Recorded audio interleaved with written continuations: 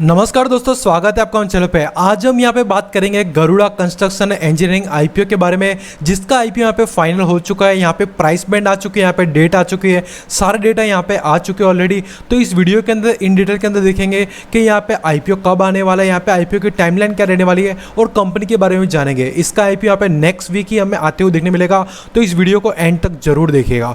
तो चलिए यहाँ पे वीडियो को शुरू करते हैं। सबसे पहले हम देख लेते हैं यहाँ पे जो कंपनी यहाँ पे 2010 के अंदर फाउंड हुई थी। अगर इसके कोर बिजनेस की बात करें तो Garuda construction end to end solution provide करती है कंस्ट्रक्शन के रिलेटेड अक्रॉस वेरियस सेक्टर, जिसके अंदर यहाँ पे रेसिडेंशियल और कॉमर्शियल, इसके अलावा मिक्स्ड रेसिडेंशियल और कॉमर्शियल डेवलपमेंट भी ये काम करती है।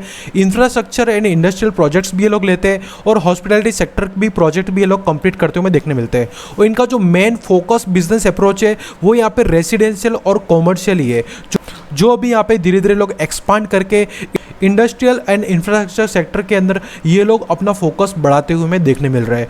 अगर यहाँ पे बात करें स्पेशलाइजेशन सर्विस के बारे में, तो ये लोग इसके अलावा operational and maintenance O&M for infrastructure project भी ये लोग प्रोवाइड करते हैं, यानी ऑपरेशंस और मेंटेनेंस का काम भी ये लोग कंपनी करते हुए देखने मिलती है। इसके अलावा मैकेनिकल, इलेक्ट्रिक एंड प्लम्बिंग की सर्विस भी ये कंपनी प्रोवाइड करती है। इसके अलावा ये लोग फिनिशिंग, यानी जो भी प्रोडक्ट है वो पूरा के पूरा पे कंप्लीट करके डायरेक्ट कस्टमर को देती है, जहाँ पे उसके बाद उनको कुछ भी करने की जरूरत नहीं पड़ती। तो उसको बोलते हैं टर्न की प्रोजेक्ट्स। यहाँ पे हम देख सकते हैं इनकी जो एक्सपर्टीज है ईपीसी के अंदर, यानी इंजीनियरिंग, प्रोक्यूरमेंट एंड कंस्ट्रक्शन, यानी पूरा रॉ मटेरियल से लेके फिनिशिंग प्रोडक्ट तक सारा का सारा काम ये कंपनी करते हुए देखने मिलती है। और यहाँ पे टर्न की ईपीसी सॉल्यूशन हमें कंपनी प्रोवाइड करते हुए देखने मिलती है, जिसमें यहाँ पे इनकी एक्सपर्टीज हमें देखने मिलती है। और यहाँ पे अगर देखें लार्ज स्केल और कॉम्प्लेक्स प्रोजेक्ट बनाने में इनकी यहाँ पे एक्सपर्टीज हमें देखने मिल रही है।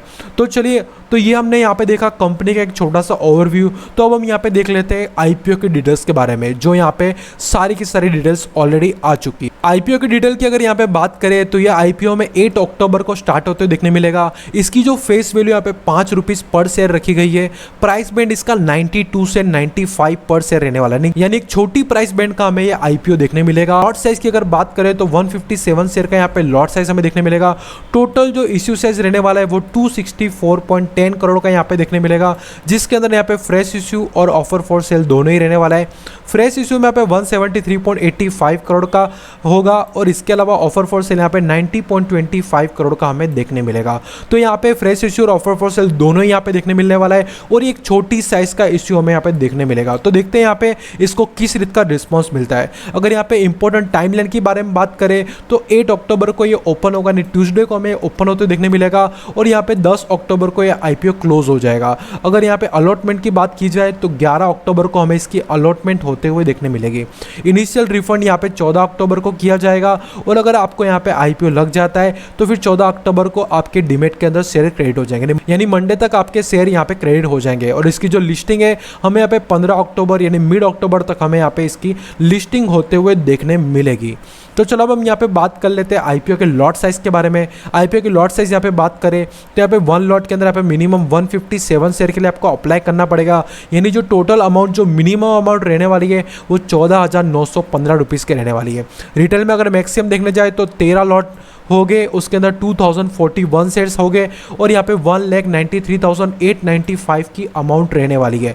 यानी अगर रिटेल में अगर आपको मैक्सिमम जाना है तो आप 13 लॉट के लिए अप्लाई कर सकते हो, पर अगर इश्यू ओवर सब्सक्राइब होता है तो उस केस में सिर्फ आप 1 लॉट के लिए अप्लाई करो। कई लोग का यहाँ पे कमेंट आया था कि हमने यहाँ पे 12 लॉट से अप्लाई किया, 13 लॉट से अप्लाई किया, पर यहाँ पे रिटेल में जब भी ओवर सब्सक्राइब होता है तो फिर आपने 1 लॉट भरा है या फिर 13 लॉट भरा है, वो यहाँ पे सेम ही कंसिडर हो गए और आपको सेम ही अलॉटमेंट के चांसेस हो गए और आपको सिर्फ एक ही लॉट लगेगा।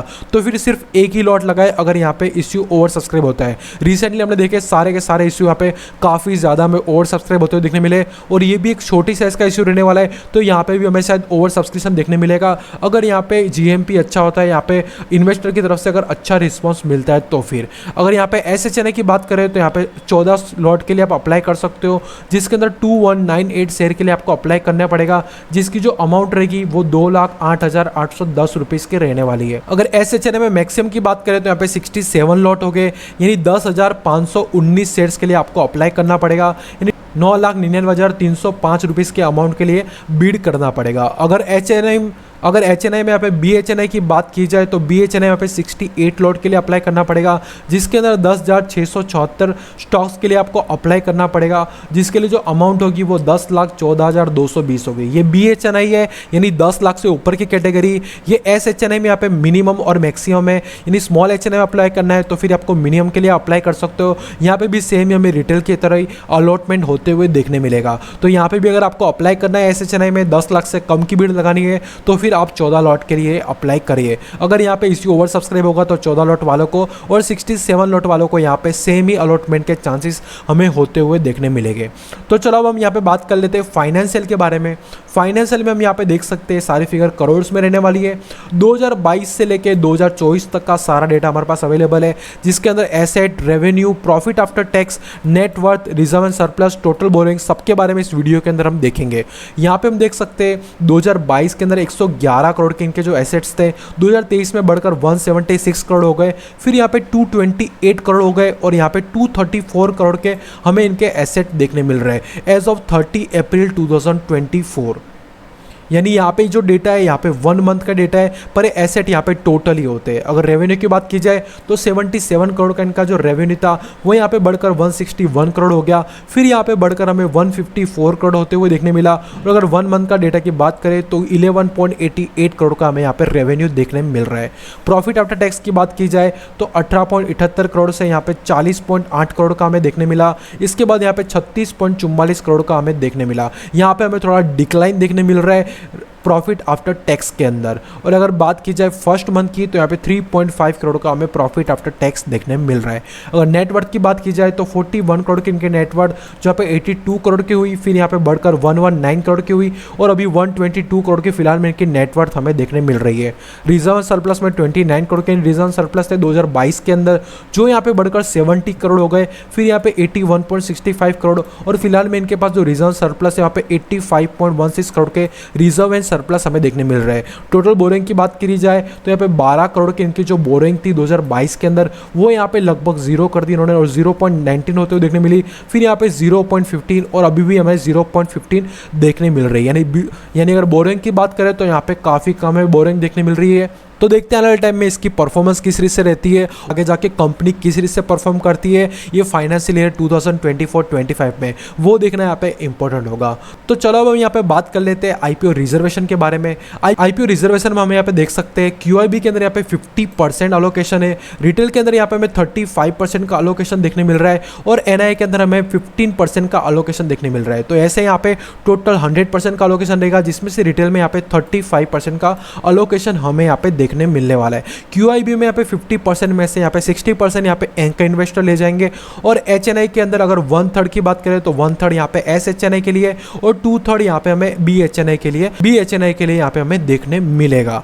तो चलो अब हम नेक्स्ट डिटेल के बारे में देख लेते हैं कि यहाँ पे ऑब्जेक्ट ऑफ द ऑफर क्या रहने वाला है, यानी जो इश्यू लेके आने वाला है उसका यहाँ पे काम क्या होगा। अगर यहाँ पे बात करें तो इनके लिए वर्किंग कैपिटल के लिए पैसों का यूज़ होगा, इसके अलावा यहाँ पे जनरल कॉर्पोरेट पर्पस के लिए यहाँ पे पैसों का यूज़ होते हुए देखने मिलेगा। इसके अलावा यहाँ पे इन्होंने एक बात और कही है कि लोग यहाँ पे अनआइडेंटिफाइड इनऑर्गेनिक एक्विजिशन भी करने वाला है, यानी यहाँ पे कोई एक्विजिशन होने वाला है जिसका भी इन्होंने आइडेंटिफाई नहीं किया है कि यहाँ पे कौन से कंपनियां ने होने वाली है और ये इनऑर्गेनिक ग्रोथ की तरह यहाँ पे इनके लिए काम करते हुए देखने मिलेगी। अगर यहाँ पे बात करें IPO के रजिस्टर की तो IPO का रजिस्टर यहाँ पे लिंक इन टाइम हमें देखने मिलेगा। तो ये हमने जाना कि यहाँ पे कंपनी की डिटेल्स क्या है, कंपनी के IPO की डिटेल्स सबके बारे में इन डिटेल के अंदर देखा।